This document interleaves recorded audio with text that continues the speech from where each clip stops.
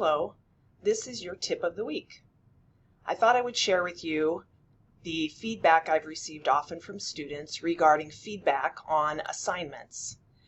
When you go into the Grade Center, you will go into an assignment, and then in the attempt area, you will put the score, and then you will go ahead and start typing a set of feedback. For example, you might say something like, "Thank you for completing the assignment." And then you might add something like, "You demonstrated your learning about X," and then add another commentary, something like, "I really liked what you shared about Y."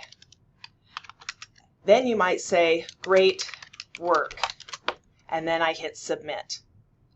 The reason I am using this as the tip of the week is because oftentimes in the feedback I receive from students at the end of the term, they say something like, "Thank you so much for the feedback you've given me on my assignments. It's helped me."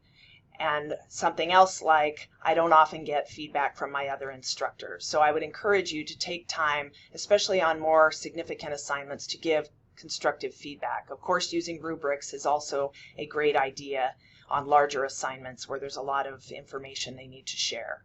Another thought a thing I thought I would share with you is feedback I get from the students regarding the announcements that I actually put forward. And so my announcements have a lot of detail and perhaps sometimes overkill, but the students seem to like all of the instructions and the links and the details so they know exactly what is expected of them each week. So you might see in my announcements that I have a summary of whatever the chapter we're studying, and then I have preparation that they need to do, including textbook reading, and then also links to everything, homework, specific dates in the announcement, and then anything that's coming up, and then a summary at the bottom here. And then usually about 2 days before assignments are due, I just send a quick email using the area in here under course tools to send an email. I just copy out this due date area and send another email. I hope this helps you, and I guess the sense that I get from students is they just want to know what they need to do and they really appreciate the feedback.